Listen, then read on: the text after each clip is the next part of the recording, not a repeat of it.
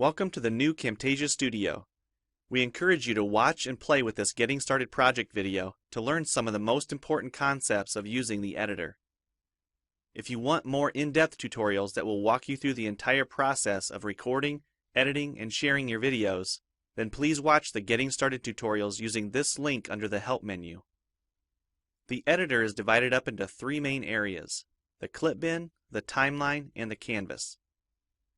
The canvas is where you see your video during playback and can move, resize, and reposition all media however you want.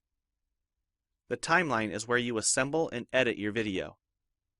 At the top of the timeline, tick marks represent time in terms of minutes and seconds.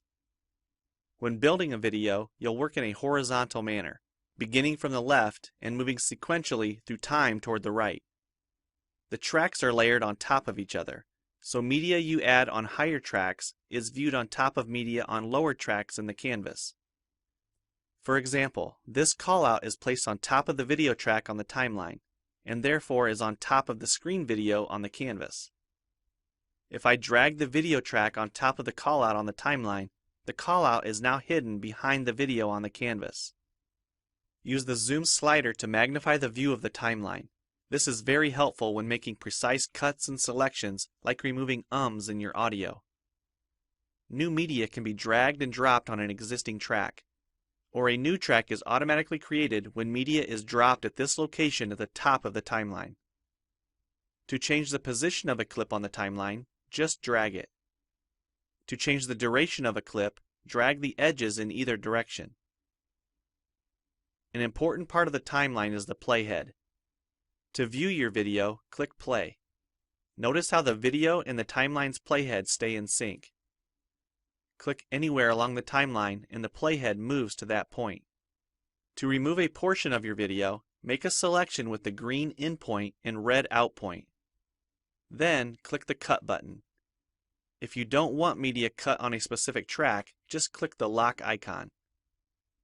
If you make a mistake while editing, press Ctrl-Z on the keyboard to undo, or choose Edit Undo. Double-click the playhead to deselect.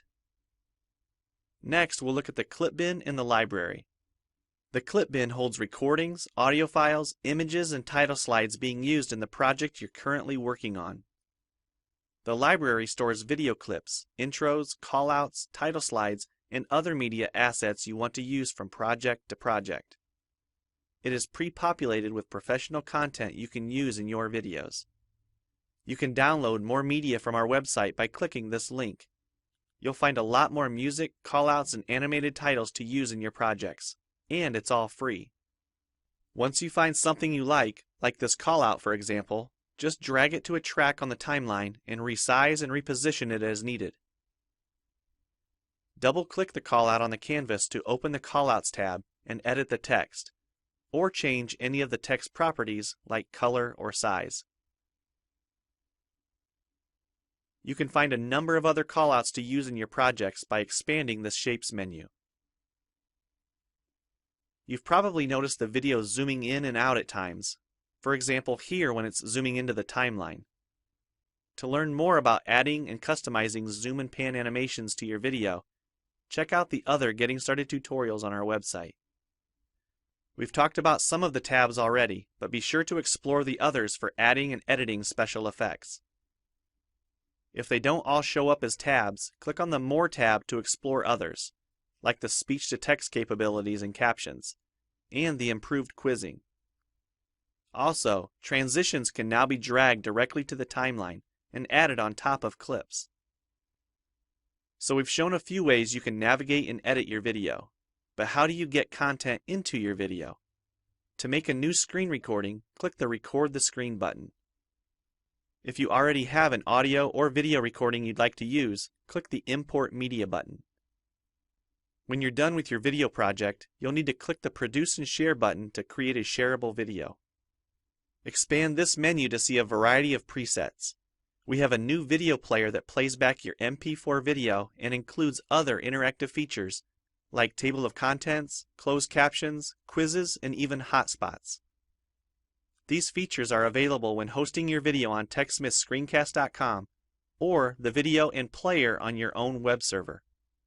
This player provides playback on multiple devices with just one video, whether it's a phone, tablet, laptop, or desktop computer. Well, it's time for you to try Camtasia Studio for yourself using the content on the timeline, or better yet, create your own. We have lots of free tutorials on our website, and I recommend you begin with the Getting Started series. Also, the help file inside Camtasia Studio tells you how to use each of the Camtasia Studio features and applications. One last thing, if you ever want to open this Getting Started project again to view or practice with, use this link here. Thanks for watching, and we hope you enjoy Camtasia Studio.